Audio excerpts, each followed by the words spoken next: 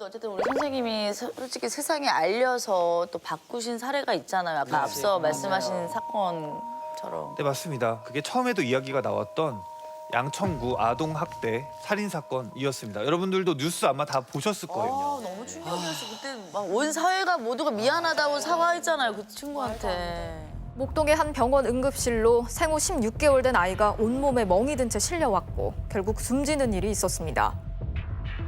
학대가 의심된다는 신고가 최근 5달 사이에 무려 3번이나 있었던 것으로 확인됐습니다. 하지만 그때마다 부모의 말만 믿고 조사를 제대로 하지 않았고 결국 입양이 된 지 10달 만에 아이는 세상을 떠났습니다. 심지어 저희 병원에 실려오기 전에도 어린이집 보육교사가 아동 학대로 판단을 해서 신고를 했었고요. 맞아. 소아과에 또 데리고 와서 소아과 의사분도 신고를 하셨는데 그런데 이게 정말 여러분들이 신고를 해주셨음에도 불구하고 저희가 이 피해자를 구하지 못했죠. 그래서 심정지 상태로 저희 병원에 오게 됐어요. 우리 같이 또 아이를 키우는 부모들 입장에서는 너무 끔찍하죠. 그런 상황 자체가. 네. 엄마였었던 분들은 정말 모두 다 분노하고 정말 이런 일이 있을 수가 있나 정말 경노했었던 것 같아요. 그리고 이 일로 인해서 사람들이 다시 좀 더 들여다보게 된 그 아동학대에 대해서. 근데 솔직히 그 실제로 아동학대로 응급실에 오는 경우가 좀 많나요, 아이들이? 전 사실 응급실에서 경력이 15년입니다. 그래서 그전에도 숱하게 아동학대를 봐왔어요. 사실 응급실에 올 정도면은 대부분 죽었거나 죽기 직전이 돼야지 만날 수 있다고 보시면 돼요. 하긴 그렇지. 학대를 자기가 해놨는데 또 이런 경우도 있잖아요. 막 이렇게 학대하고서 데려왔는데 어디가 터졌거나 부러졌거나 이러면 야 넘어졌다. 교통사고 났다. 뭐 이런 식으로 거짓말을 해서 피해서 가는 사람들도 있잖아요. 물론 있죠. 근데 의사 선생님 보시면 알잖아요. 이럴 때 경찰에 신고를 하면 경찰에서는 귀담아 들어주나요? 네, 그것도 정말 많이 바뀐 게 네. 이전에는 아동학대 신고를 해도 그냥 왔다가 그냥 보고 가셨어요. 근데 지금은 아동학대 신고를 하면은 벌써 한 4-5분 오세요. 이 조사팀 아동학대 관련 기관분들이 다 오셔서 신고를 합니다. 그 사이에 인식이 많이 달라진 거죠. 그래서 저도 직접 신고한 적도 상당히 많은데 저에게 굉장히 큰 충격이었던 사건이 또 2018년에 있었습니다. 한 어머니가 새벽에 18개월 된 아이를 데리고 응급실에 오셨어요. 그래서 어머니가 아이가 잘 먹지도 않고 혼자 넘어졌어요. 이렇게 아이가 불쌍해서 아이가 어떡해요 이렇게 막 우시면서 데리고 왔습니다. 근데 아이가 의식도 없고 자기 반응도 없고 탈수가 심해서 온몸이 약간 빼짝 말라 있는 거예요. 상태가 정말 안 좋고 뇌압이 높아서 뇌수술까지 필요한 그런 정도로 안 좋은 아이였어요. 그래서 어머니한테 물어봤어요. 아이가 어쩌다 이렇게 안 좋게 됐냐. 그랬더니 어머니라는 분이 지금 내가 혼자 돈을 벌고 있다. 그 와중에 내가 우리 그 아이를 잘 못 돌봐서 아이가 좀 이렇게 넘어지고 하는데 신경을 못 썼다. 넘어졌다. 이렇게 얘기를 하시는 거예요. 그리고 당시 병원에 중환자실이 부족해서 응급처치를 한 다음에 아이를 다른 병원으로 보냈어요. 근데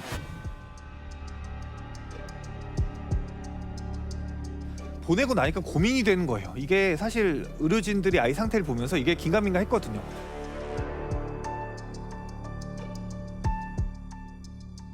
탈수도 이상해요. 케어를 못한 그쵸. 거지. 케어 못한 것도 학대야. 맞아요. 방임학대도 학대입니다. 그렇죠. 그래서 또 차라리 사실은 이게 어머니를 직접 신고하는 건 좀 어려운 일인데 기관이나 사회에 알리면 네. 좀 도움을 줄 수 있겠다 이런 생각까지도 했어요. 그래서 직접 전화를 했습니다. 그런데 진짜 충격적인 사실을 알게 됐어요. 왜요? 다 거짓말이었어요. 일단 엄마가 아니었어요. 어머. 위탁모였어요. 어머. 근데 이 위탁모도 제도에서 벗어난 사설 위탁모였어요. 어머. 인터넷으로 모집한 거더라고요.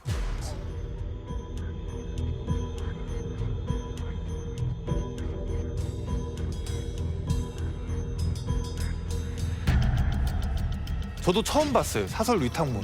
그 서설로 하면 무슨 지원금을 받는 건가요? 전혀 그런 거 없이 인터넷으로 애 모집한 다음에 돈을 일정 받고 아. 그냥 오피스텔 같은 데서 아이를 늘어놓고 밥만 주는 거예요. 근데 이런 분들이 양육비가 자주 밀려요. 네. 그러다 보니까 아이가 양육비가 밀렸다고 밥을 안 줬어? 아이를 밥을 안 준 거예요. 어머. 그래서 재판 기록서에 있어요. 아이한테 우유 200cc만 오늘 딱 주고 더 달라고 하면 아이를 때려요. 그래서 결국은 탈수가 심해져서 경기를 했는데 32시간을 방치했다가 진짜 죽을 것 같으니까 이제 진짜 온 거죠. 와서도 다른 신분을 냈어요. 다른 아이예요. 접수된 게. 어머. 실제 아이는 15개월이었고 결국은 사망했습니다. 이 사건이 2018년에 일어난 일명 괴물 위탁모 사건이에요. 지난해 10월 위탁모 김모 씨는 서한 양의 머리와 엉덩이를 매일 발로 걷어차며 때렸습니다.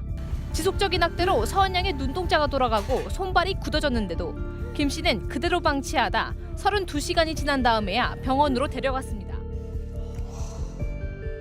그런데 더 큰 문제는 학대한 아이가 한 명이 아니었어요. 또 어머. 4명의 아이가 더 있었는데 그 위탁모 스마트폰을 이제 포렌식을 해봤더니 물고문을 하는 거예요. 뜨거운 물에 넣어 어머. 질식시켜. 그 사람은 위탁모란 말도 아까는 가해자지 뭐예요. 처벌 받았나요, 그 가해자? 일단은 검사님이 너무 화가 많이 나셨어요. 이 물고문 영상을 보고. 말도 못하는 아이들은 아니에요. 어린 아이들은. 그래서 가해자는 결국 기소가 됐고 최종심에서 형을 17년 정도 받은 걸로 알고 있는데 아마 지금도 복역 중이겠죠. 만약에 제가 진짜 이거를 모르고 그냥 신고를 안 했으면은 이건 묻히고 계속 피해자가 발생했겠죠. 이렇고 눈물이 난다. 아니 저희는 이렇게 얘기만 들어도 이런데 그 아이들을 또 그러니까. 직접 보실 때 그 심정이 또 어떠셨을까?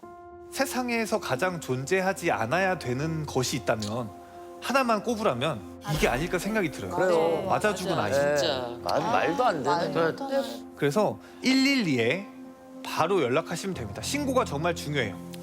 112. 예, 아이들이 직접 병원에 올 수가 없고 그 상황에서는 계속 학대당할 수 있으니까 일단 사회에 알리는 게 아주 중요합니다.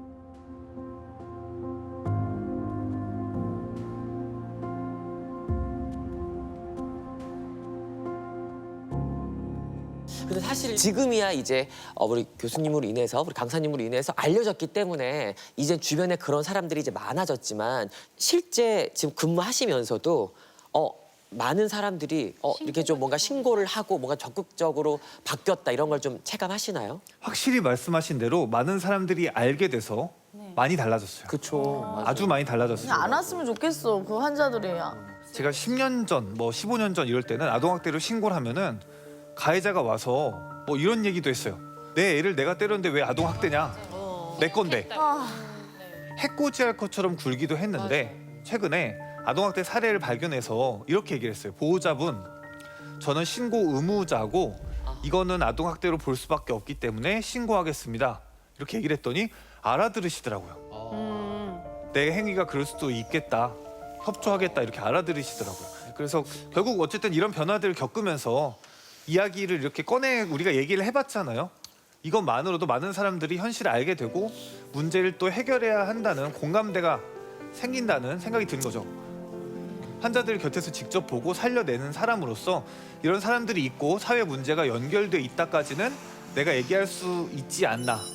이런 것들이 제가 내린 결론이고 오늘 이렇게 뭐 가난, 산업재해, 아동학대 이런 주제들을 꺼낸 이유도 제가 보고 느낀 걸 계속해서 알리다 보면은 지금 여러분들이 말씀 주신 대로 좋은 방향으로 우리가 사회가 나아갈 거라는 믿음 때문입니다. 그러니까요. 예, 우리가 뭐 지금은 당장 이렇게 멀게 느낄 수도 있겠지만 이런 불평등들에 대해서 우리가 좀 알아가야지 사회가 좀 바뀌지 않을까라는 생각이 좀 듭니다. 네. 그러니까 아이들한테 무조건 관심과 그럼요, 관찰이 그럼요. 정말 중요해.